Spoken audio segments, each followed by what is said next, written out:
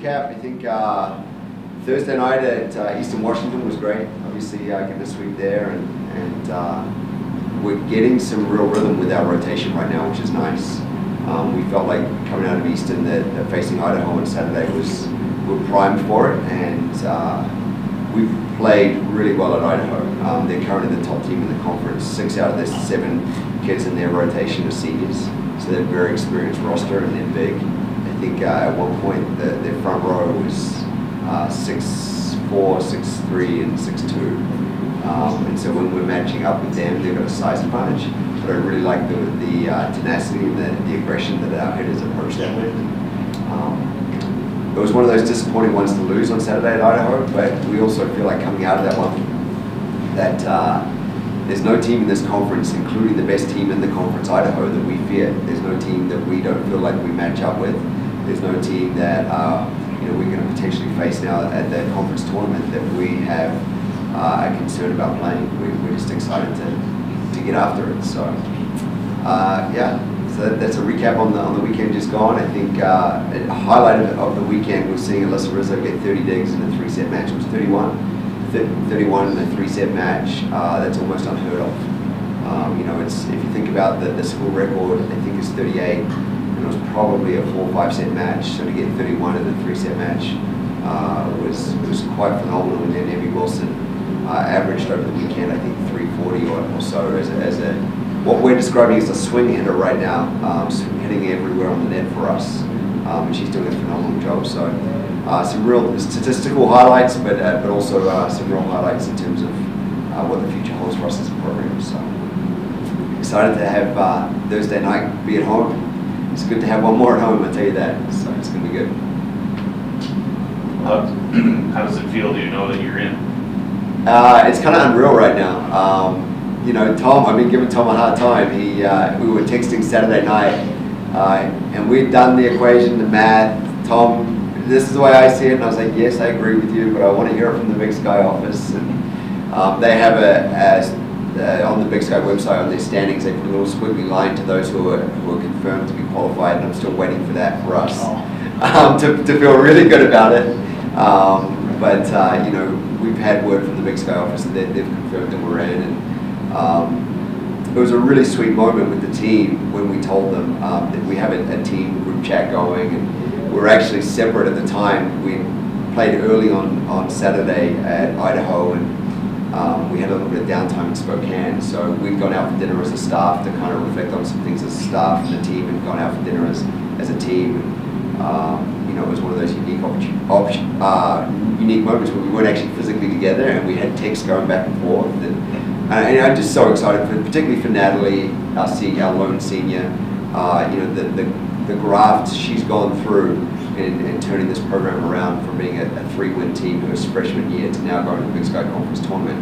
And as I mentioned, being in a situation where we don't care who we play because we're confident to go play anybody, is the text messages chain was pretty awesome. So yeah, it was a good feeling, no doubt. Just looking at the tournament, you consider yourself a dangerous team then, no matter who you play? Yeah, I think and I've said this from the start, I think Idaho always stood out as the team to beat because of their senior-laden class, but I think there's no other team in the Big Sky who stands out as head and shoulders above everybody else. So yeah, I think teams are going to be worried about playing us. I think we present a lot of problems for a lot of teams. I think defensively our girls are making some really nice adjustments as we ask them to. So yeah, I like to think that we're going to get whoever we match up with a real worry as they're looking at us. So, and then the flip side of that as well is well spoken about in volleyball circles. When you end up playing one team 3 times, it's really hard to beat someone 3 times in a season. It's really hard. I mean, it's hard to do it twice, but really, really hard to do it 3 times. So, if we face up with a team like NAU who has beaten us twice, I'm not at all worried about that. If we face up with Idaho who we haven't beaten, who have beaten us twice, I'm not at all worried about it because I think we're prepared, we're hungry, and it's like I said, I think they're going to have the harder task to beat us 3 times than we are to beat them once. So you mentioned your home match. With the tournament now, knowing you'll be in it, what do you get out of this final stretch? Yeah, I think we want to secure our seed. You know, we don't.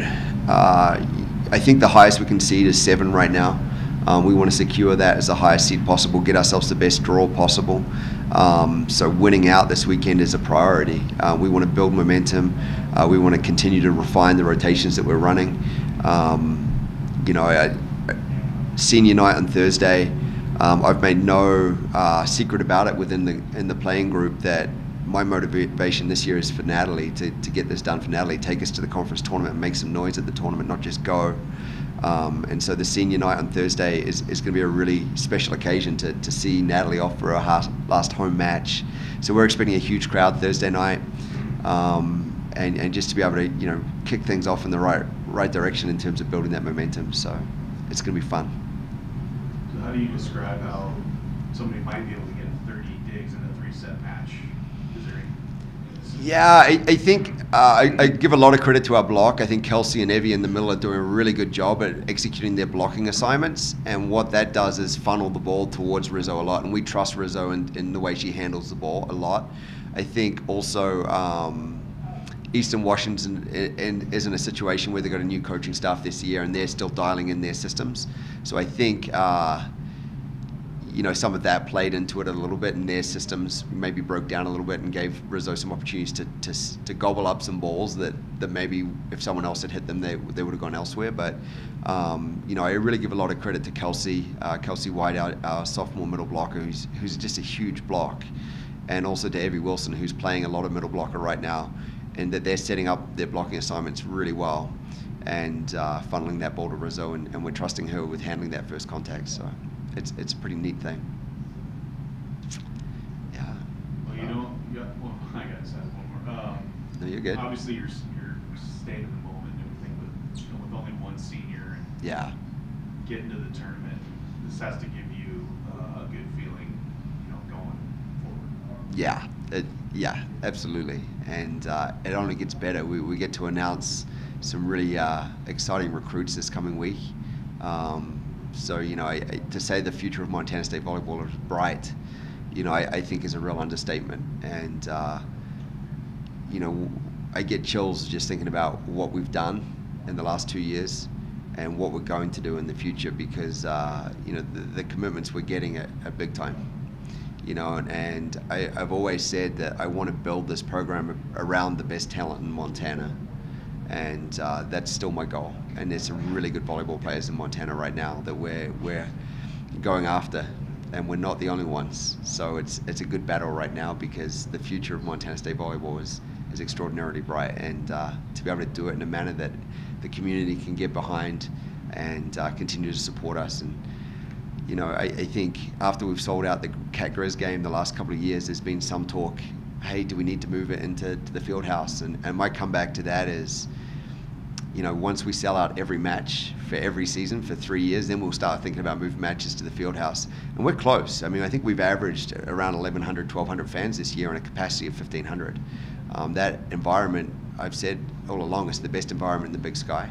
And for me, it's the best environment in the Pacific Northwest. You know, there's nothing that compares to it. When Shroy is shaken, it's a neat place to be. So, yeah, all of those things combine to give me excitement and chills about what the future holds for us. So it's a good thing. And I would go beyond just the volleyball program. You know, I know Trish is doing such a phenomenal job with women's basketball. Chote's doing an incredible job with football, and I think Fish, you know, just having some really great conversations with him recently. I know that program's headed in the right direction as well, and there's just so much excitement in the athletic department here right now. It's a great place to be, I tell you.